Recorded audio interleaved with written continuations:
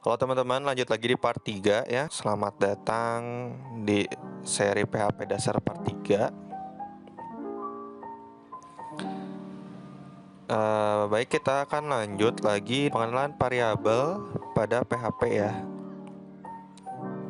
Nah, di sini sebelum mengenal variabel pada PHP, memang sebaiknya teman-teman harus paham ya apa itu pemrograman. Nah, di sini saya akan membahas sedikit mengenai pemrograman. Jadi, pemrograman itu adalah aktivitas membuat program komputer dengan barisan kode. Jadi, tidak heran ya, kalau aktivitas ini kita sering juga sebut sebagai coding atau ngoding.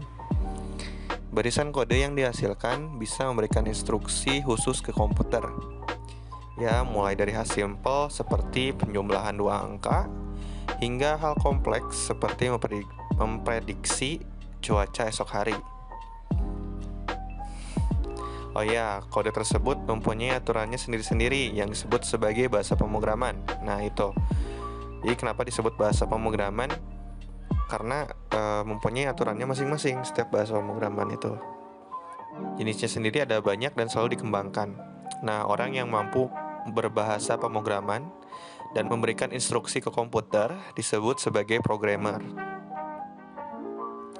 Nah, selanjutnya teman-teman pun harus paham ada beberapa jenis programmer ya, orang yang mampu memprogram komputer. Yang pertama itu ada web developer ya, dari namanya pun sudah jelas ini programmer yang berkecimpung di dunia web. Kemudian yang kedua software developer, itu lebih ke aplikasi desktop ya, Windows ataupun Mac OS. Yang ketiga mobile app developer, itu untuk perangkat mobile, ada Android dan ada iOS. Dan yang keempat terakhir itu ada game programmer ya. Jadi ya game pun sama, ada bahasa pemrogramannya. Kemudian, nah sekarang kita mengenal bahasa PHP. PHP singkatannya itu PHP Hypertext Preprocessor ya, adalah sebuah bahasa pemrograman server-side scripting yang bersifat open source. Jadi ada di sini istilah server-side scripting, maksudnya adalah bahasa PHP itu dieksekusi di server, bukan di klien. Artinya bukan di komputer kalian masing-masing atau di handphone kalian masing-masing, tapi dieksekusi pada server. Makanya di sini disebut dengan server-side scripting. Sebagai sebuah scripting language, PHP menjalankan instruksi pemrograman saat proses runtime. Hasil dari instruksi tertentu akan berbeda tergantung data yang diproses. Ya, PHP merupakan bahasa pemrograman server-side, maka script dari PHP nantinya akan diproses di server. Dan jenis server yang sering digunakan bersama dengan PHP antara lain Apache, Ning, dan Lightspeed. Nah, kita sekarang mulai masuk ke bahasa pemrogramannya ya, bahasa PHP. Nah, di sini ada cara dan aturan penulisan skrip PHP. Yang pertama yaitu penamaan file ya. Penamaan file pada PHP itu harus berekstensi .php. Selain ekstensi tersebut, web server tidak akan menganggapnya sebagai file PHP sehingga tidak akan diproses. Ya. Kemudian yang kedua, selalu gunakan open tag.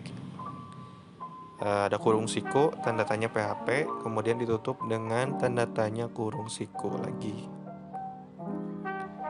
Yang ketiga, penulisan statement. Statement adalah semua perintah yang akan menginstruksikan PHP untuk melakukan sesuatu. Baik perintah sederhana seperti menyimpan data ke variabel atau mencetak output, hingga perintah rumit seperti logika if else atau for loop. Nah, semua statement ini harus diakhiri dengan tanda semikolon atau titik koma, kecuali perintah yang menggunakan kurung kurawa. Ya, contohnya seperti statement, class, if, else, do, while, dan lain-lain. Ya, itu nanti kita akan pelajari bareng-bareng ya teman-teman. Yang keempat, aturan penulisan skrip PHP. PHP akan mengabaikan spasi, tab, dan enter. Hal ini akan memudahkan kita untuk menulis skrip dengan baik karena dapat memecah statement menjadi beberapa baris.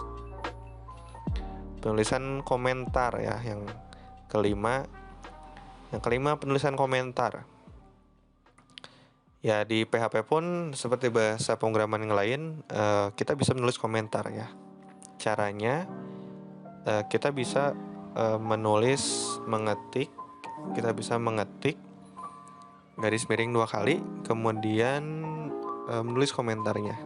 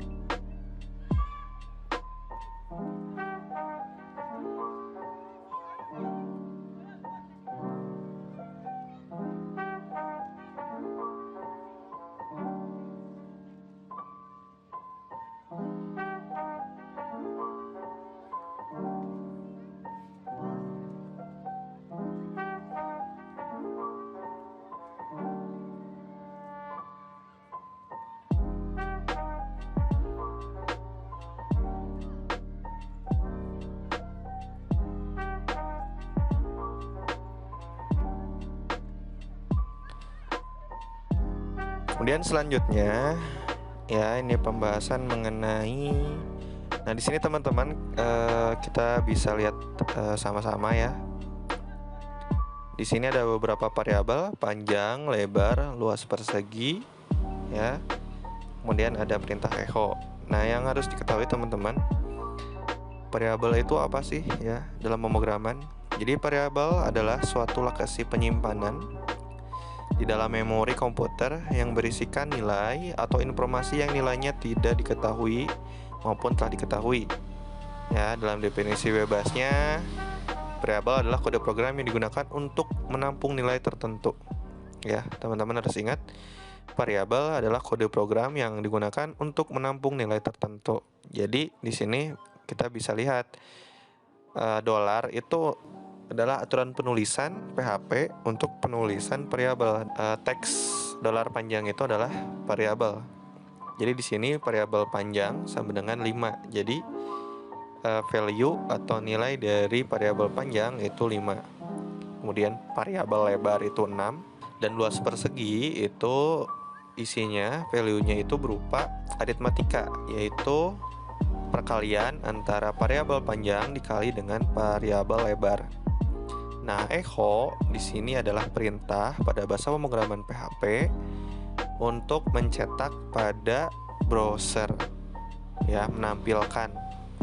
Jadi yang teman-teman tulis di atas variabel dengan value-nya, dengan isinya itu tidak akan tampil, tapi hanya yang ada di dalam, yang tampil pada browser hanya yang teman-teman masukkan ke dalam perintah echo. Jika teman-teman memiliki pengetahuan dasar tentang bahasa pemrograman, tentunya tidak asing dengan istilah variabel ya. Sama seperti variabel dalam bahasa pemrograman lainnya, variabel dalam PHP digunakan untuk menampung nilai input dari user atau nilai yang kita definisikan sendiri. Ya, kalau contohnya yang kita coba di sini termasuk yang kita definisikan sendiri. Jadi nilai ya atau value-nya bisa diinput oleh user. Kalau teman-teman sudah coba ketik seperti ini. Sekarang kita coba untuk running pada browser. Silahkan buka examnya, klik start pada server Apache. Setelah itu buka browsernya, kemudian perhatikan teman-teman, lihat di local disk C ya. Kemudian buka folder exam. Kemudian cari folder htdocs. Nah, di situ ada folder tugas akhirku 1. Nah, di sini teman-teman hati-hati dalam penulisannya ya. Oh, ini adalah cara untuk mengakses dari server examnya. Nah, caranya teman-teman tulis localhost, kemudian nama folder, kemudian slash ini adalah nama filenya, jangan lupa ekstensi .php ya. Nah, ini adalah hasilnya. Jadi ada angka 30 ya, karena tadi value-nya itu 5 dikali 6, panjangnya 5, lebarnya 6, jadi hasilnya 30. Mungkin segitu aja teman-teman untuk part 3. Untuk yang masih belum paham atau ingin bertanya, boleh lanjut di kolom komentar ya. Terima kasih, salam coding. Side, put it up in your eyes.